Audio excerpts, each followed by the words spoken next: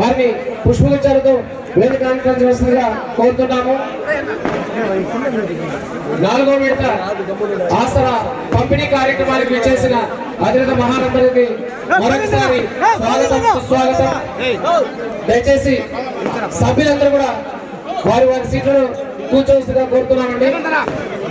ఇతర కౌన్సిలర్లు, ప్రజాప్రతినిధులు, వైఎస్ఆర్సీపీ కుటుంబ సభ్యులందరినీ కూడా వేదిక అలంకరించవలసిందిగా కోరుతున్నాము. మీ సీట్లలో మీరు కూర్చుంటే ఈ కార్యక్రమాన్ని మొదలుపెట్టడం జరుగుతుంది. దయచేసి కొంచెం అటుపక్క కొంచెం క్లియర్ చేయండి సార్ ప్లీజ్. అటుపక్క జ్యోతి ప్రజ్వల్ ఉంది.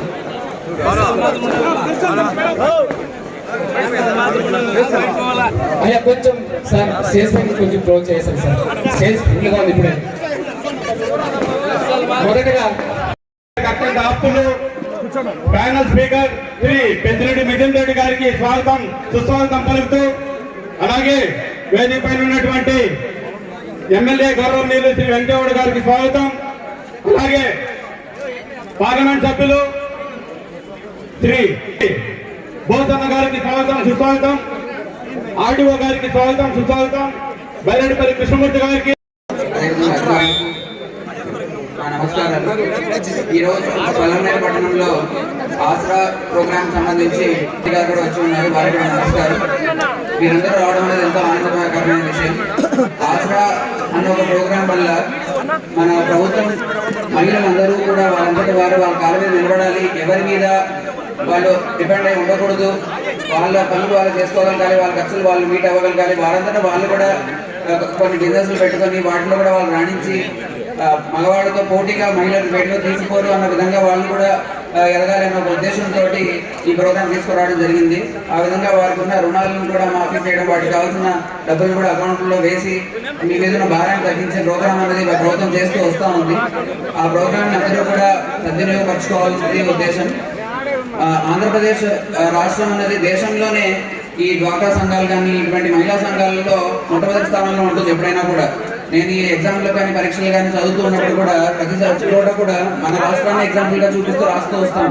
న్యూస్ పేపర్లో చూసినా ఎక్కడ రాసినా కూడా మన రాష్ట్రంలో ఉన్న మహిళా సంఘాలు వాటి యొక్క పటిష్టత ఎక్కడ కూడా కనిపించదు మనకి.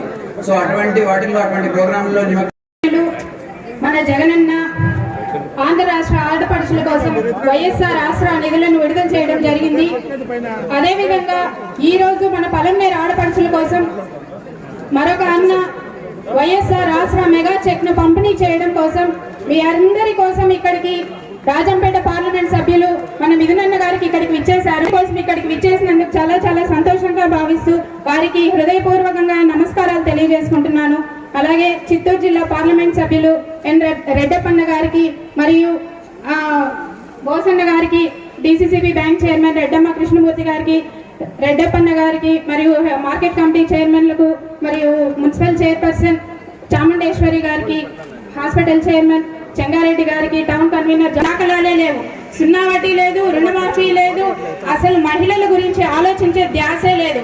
కానీ మన జగన్మోహన్ రెడ్డి గారు మహిళల గురించి అనునిత్యం ఆలోచిస్తూ వాళ్ళ కోసం ఎంతో కృషి చేస్తున్నారు. మన జగనన్న ఇస్తున్న ధైర్యాన్ని చూసి బ్యాంకులు వాళ్ళు కూడా ఎన్నో రుణాలు ఇవ్వడానికి ధైర్యంగా ముందుకొస్తున్నారు. జగన్మోహన్ రెడ్డి గారికి మీరందరూ మద్దతు పలికి మీ అందరి సంక్షేమ పథకాలు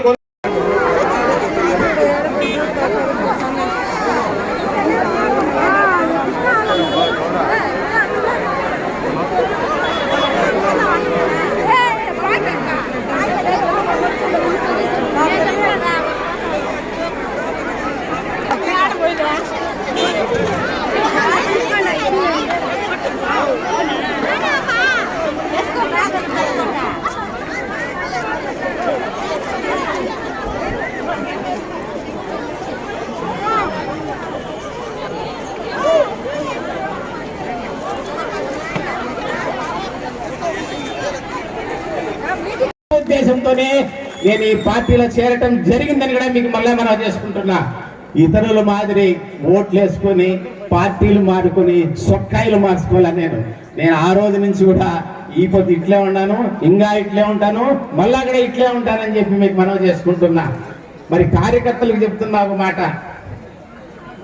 ఇదే అమర్నాథ్ రెడ్డి గారు పార్టీ మారి వీకోటకు పోతే ఒక గ్రామంలో ఒక ఎస్సీ అతను నిలబెట్టాడు.